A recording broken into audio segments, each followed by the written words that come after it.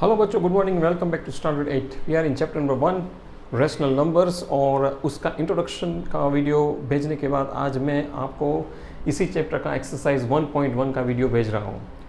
बच्चों, ये वीडियो में हमें सीखना है कि रेशनल नंबर्स जो होते हैं उनके ऑपरेशंस कैसे करते हैं। जो 4 बेसिक ऑपरेशंस है, अगर वो साथ में है, plus minus multiplication and division, अगर वो 4 ऑपरेशन के सम साथ में दिए हो तो क्या करना है। हम प्रॉपर्टीज़ का यूज़ करके कर सकते हैं जो मैंने आपको सिखवाई थी। ऑफ कोर्स प्रॉपर्टीज़ जो होल नंबर की है, प्रॉपर्टीज़ जो हमने सीखी थी हमारे लोअर ग्रेड्स में, वही प्रॉपर्टी रेशनल नंबर को भी एप्लीकेबल है।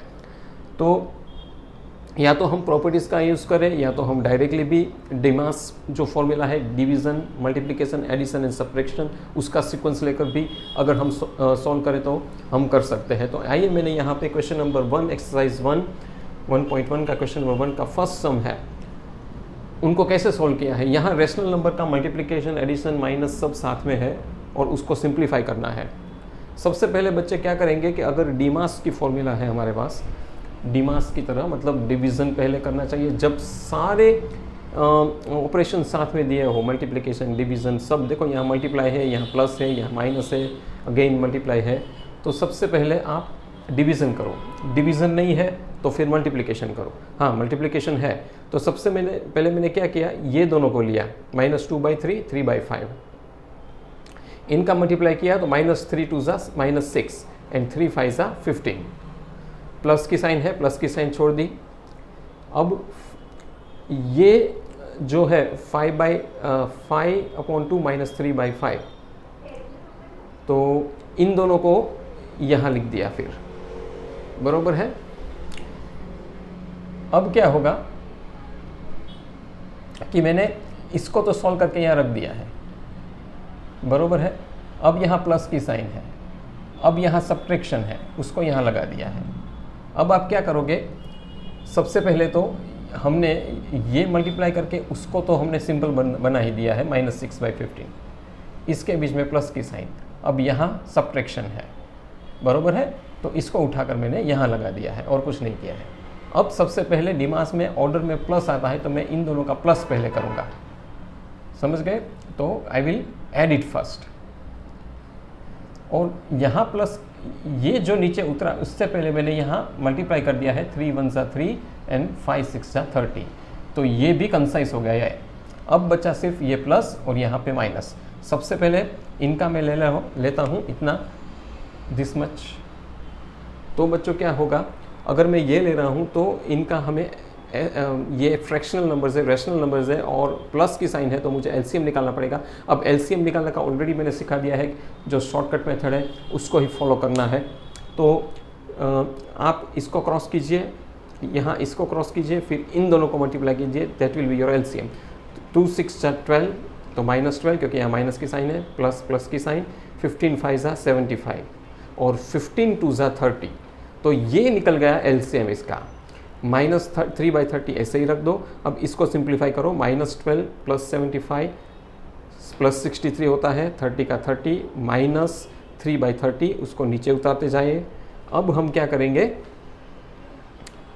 यहाँ भी फ्रैक्शनल नंबर है जो रेशनल नंबर है और माइनस की साइन है, तो फिर से मुझे क्रॉस मल्टीप्लाई करके एलसीएम करना पड़ेगा। एलसीएम जब निकालना हो तो क्रॉस मल्टीप्लाई करके कीजिए, वो शॉर्टकट मेथड है, आपका टाइम भी बचाता है और बहुत इजी पड़ता है। तो 63 × 30 नहीं। अब देखो यहाँ पे क्या होता है कि मुझे क्रॉस मल्टीप्लाई ये करने की ज़रूरत नहीं, क्योंकि डिनोमीटर सेम है। अब डिनोमीटर सेम है तो मैं डायरेक्टली ऊपर का प्लस माइनस कर सकता हूँ। हम क्रॉस मल्टीप्लाई कब करना पड़ता है, जब डिनोमीटर सेम नहीं होते। इस केस में तो यहाँ भी 30 है, यहाँ भी 30 है, तो डिनोमीटर सेम है, इसलिए मैं क्या करूँगा, 63 - 3 इज 60 एंड 30 का 30। अब मुझे 30 और 60 का रिड्यूस फॉर्म कर दो, 30 2 ज़ा 60, तो फाइनली 2 इज़ द आंसर। तो इस तरह से बच्चों, इससे जो मल्टीपल ऑपरेशंस वाले सम होते हैं, जहाँ प्लस माइनस मल्टीप्लिकेशन डिवीज़न सब साथ में होते हैं, तो जैसे कैसे हम रेशनल नंबर में सॉल्व करते थे, इसी तरह होल नंबर में सॉल्व करते थे, इसी तरह रेशनल नंबर में भी सेम टू सेम उसी तरह ही सॉल्व करना है। I hope you understand this. फिर कुछ क्वेश्चंस ये है कि भाई एडिटिव इन्वर्स और मल्टीप्लिकेटिव इन्वर्स पूछा है, तो क्वेश्चन नंबर 2 पूरा एडिटिव इन्वर्स में है। तो वो तो बहुत ही सिंपल है, कुछ नहीं है। अगर आपका 2/8 दिया है तो ये 2/8 मतलब +2/8 है, उसका रिवर्स साइन कर दो, -2/8 हो जाएगा। इन शॉर्ट, अगर प्लस की साइन दी है तो माइनस कर दो, माइनस की साइन दी है तो प्लस कर दो, वो आपका बनता है एडिटिव इन्वर्स। फिर होता है मल्टीप्लिकेटिव इन्वर्स। मल्टीप्लिकेटिव इन्वर्स में बच्चों कुछ नहीं करना है, रेसिप्रोकल कर देना है। -13/19 जो है उसका आप कर दो 19/13, मतलब डिनोमिनेटर है वो नंबर न्यूमरेटर में जाएगा और न्यूमरेटर में है वो डिनोमिनेटर में चल जाएगा। ऊपर नीचे कर दो, साइन आप ऊपर रखो या नीचे रखो कोई फ़र्क नहीं पड़ता है, it is minus only. Okay, अगर मैं लिखूँ -13/19 या 13 - 19, there is no difference between them. The whole rational number is considered as negative rational number only, whether you write in a denominator, whether you write in a numerator. That is what I want to say. तो और एक सम और है multiplicative inverse, जहाँ पे उन्होंने -5/8 into -3/7 लिखा है। तो कैसे करेंगे? तो सबसे पहले आप मल्टीप्लाई कर दो इन दोनों का, तो -5 इंटू -3 + 15, क्योंकि माइनस माइनस प्लस होता है, और 8 7 से 56।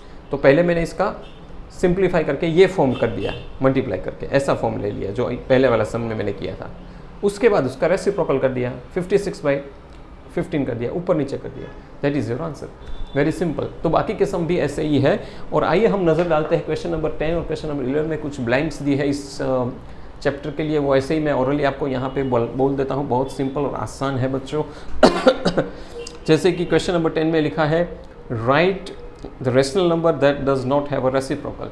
ऐसा रेशनल नंबर जिसका कोई रेसिप्रोकल नहीं है। रेसिप्रोकल बगैर का रेशनल नंबर कौन सा होता है? 0, राइट, सिंपल। क्योंकि 0 हम ऐसे ही लिखते हैं, लेकिन उसके नीचे अगर मैं 1 लिखूँ तो वो 0 is considered as rational number only, but it is a rational number without any reciprocal. Okay, so 0 is the answer for that. Let us go to next question. The rational number that are equal to their reciprocals. अगर कोई rational number अपने reciprocal से ही equal हो तो वो तो 1 ही होता है, 1 के नीचे 1 ही होता है, -1 के नीचे भी 1 ही होता है, तो 1 का रेसिप्रोकल भी 1, राइट। तो जो रेशनल नंबर जो इक्वल टू देयर रेसिप्रोकल है वो 1 and -1 ही है, और तो कोई हो ही नहीं सकता, क्योंकि 1 और नीचे भी 1, मतलब उसका रेसिप्रोकल भी सेम है, डिनोमिनेटर और न्यूमरेटर दोनों सेम है। दैट मीन्स कि रेसिप्रोकल उन दोनों का 1 and -1 ही होगा।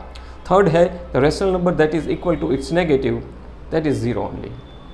ऑफ कोर्स कोई रेशनल नंबर जैसे कि plus into minus becomes 0। Okay, तो अपने रेशनल नंबर जो अपने ही number that is equal to its negative, अपने ही नेगेटिव के साथ जो इक्वल बनाने वाला रेशनल नंबर कौन हो सकता है? माइनस ही।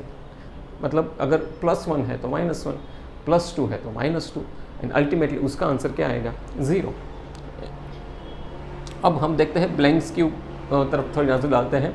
ब्लैंक्स में लिखा है 0 हैज़ डैश रेसिप्रोकल। तो 0 को कोई रेसिप्रोकल होता है? नो, अभी हमने डिस्कस किया, इट हैज़ नो रेसिप्रोकल, तो answer will be 0 has no reciprocal. Then number 1 and -1 are their own reciprocals, तो आंसर वहाँ पे 1 और -1 आएगा, दोनों ही अपने ही रेसिप्रोकल्स है, क्योंकि ऊपर नीचे डिनोमिनेटर और न्यूमरेटर दोनों सेम ही है, तो फिर अपने ही रेसिप्रोकल्स होंगे ना। फिर थर्ड है द रेसिप्रोकल ऑफ -5। अगर -5 का रेसिप्रोकल अगर मैं कहूँ तो क्या होगा? अगर मैं -5 लिखूँ उसके नीचे में 1 आएगा, क्योंकि -5 है तो नीचे 1 ही है, उसका रेसिप्रोकल करो तो 1/-5 या -1/5, that is answer. So -1/5 is answer for that. Reciprocal of 1/x where x is not equal to 0, of course x only होगा, क्योंकि 1/x का रेसिप्रोकल करो तो x/1, x/1 को मैं सिर्फ x भी लिख सकता हूँ, because 1 is always there. Then fifth, the product of the two rational number is always a rational number only. जो प्रॉपर्टीज़ हैं हमारी वॉल नंबर्स की, वही प्रॉपर्टीज इसमें ही है। Addition and multiplication of any two rational number is always a rational number. तो product मतलब आंसर ऑफ मल्टीप्लिकेशन।